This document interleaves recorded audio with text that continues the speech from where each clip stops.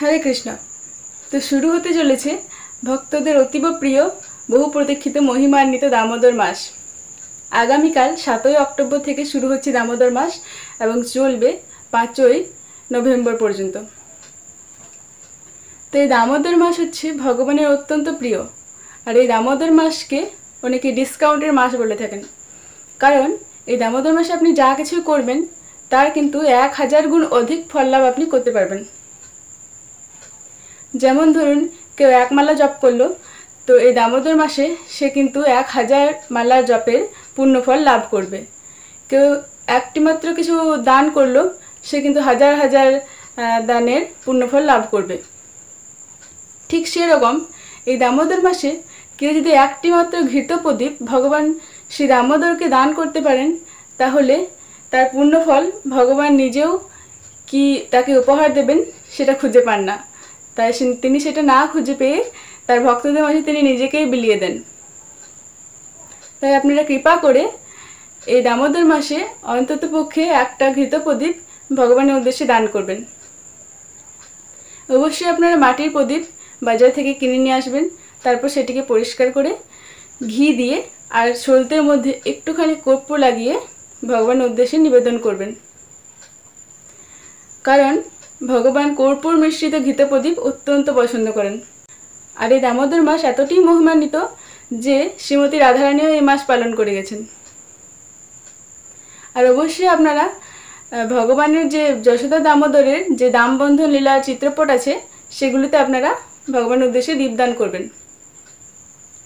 দীপদানের নিয়ম হচ্ছে প্রথমে ভগবানের চরণে 4 বার, তারপর নাভিপদ্মে 2 বার, মুখমণ্ডলে 3 বার এবং সর্বাঙ্গে 7 বার ঘড়ির কাঁটার দিকে ঘুরিয়ে প্রদীপ নিবেদন করবেন। এছাড়া এই দামোদর মাসে আপনারা নিয়মিত ভোরে উঠে গঙ্গা স্নান করবেন। গঙ্গা স্নান না হলে আপনারা বাড়িতে 3 বার গঙ্গা গঙ্গা গঙ্গা বলে স্নান করে নেবেন। এই মাসে অবশ্যই তুলসী পরিক্রমা, তুলসী জলদান করবেন। ভগবান শ্রীকৃষ্ণের যে সমস্ত লীলা বিষয়ক গ্রন্থগুলি আছে, যেমন লীলা পুরুষোত্তম শ্রীকৃষ্ণ, দামোদর, এইসব গ্রন্থগুলি সংগ্রহ করে আপনারা অবশ্যই নিত্য নিয়মিত এই গ্রন্থগুলি পাঠ করবেন। আর প্রদীপ দানের সময় হচ্ছে সারাদিন যে কোনো টাইম দেওয়া যায়, কিন্তু সবচেয়ে উত্তম সময় হচ্ছে সন্ধ্যাবেলা, কারণ এই দামবন্ধন লীলাটা হয়েছিল ঠিক সন্ধ্যাবেলা। আর কৃপা করে এই দামোদর মাসে যারা আমিষ আহার করেন তারা অবশ্যই আমিষ আহার ত্যাগ করবেন, কারণ বলা হয়েছে দামোদর মাসে যারা আমিষ আহার করেন তাদেরকে পশুকুলে বা চণ্ডালকুলে জন্মগ্রহণ করতে হয়। অবশ্যই আপনারা আমিষ আহার বর্জন করবেন এবং নিরামিষ আহার করবেন। চেষ্টা করবেন প্রসাদ ভগবানকে ভোগ লাগিয়ে প্রসাদ পাওয়ার। এছাড়া আরও বেশ কিছু নিয়ম রয়েছে। তো সবচেয়ে কঠোর যে নিয়ম দুটি রয়েছে সেটি হলো আমিষ আহার বর্জন আর মাসকলাই, অর্থাৎ যে মাসকলাই ডাল আছে, মাসকলাই বর্জন। এছাড়া অন্যান্য ভক্তরা যারা নিয়ম সেবা করেন তাদের অনেক কিছুই নিয়ম রয়েছে, কিন্তু আমরা এত কঠোরতায় যাব না, কারণ হচ্ছে যদি আমরা কঠোরতায় গিয়ে বিপদে পড়ি, শরীর অসুস্থ হয়, ভগবানের নাম জপ করতে না পারি, তাহলে সেটা কিন্তু আবার বিফল হয়ে যাবে। তো তার চেয়ে ভালো যেগুলি কঠোর নিয়ম দেওয়া আছে, অর্থাৎ মাসকলাই বর্জন এবং আমিষ আহার বর্জন, সেই দুটিকে আমরা ত্যাগ করব এবং ভগবানের উদ্দেশ্যে অধিক পরিমাণ নাম জপ করবেন। আর প্রতিদিন সন্ধ্যায় নিয়মিত ঘৃত প্রদীপ ভগবানের উদ্দেশ্যে দান করবেন।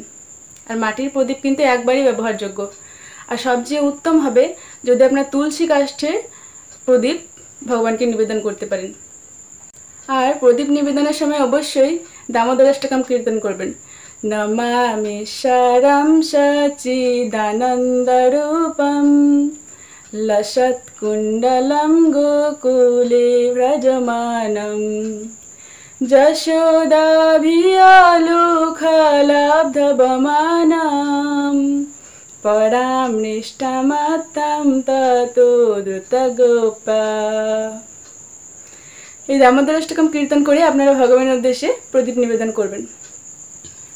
আর আপনারা চাইলে হরে কৃষ্ণ মহামন্ত্র বলেও ভগবানের উদ্দেশ্যে প্রদীপ নিবেদন করতে পারেন। তো হরে কৃষ্ণ, আজকের মতো এইটুকুই। শ্রী শ্রী যশোদা দামোদর ভগবান কি জয়।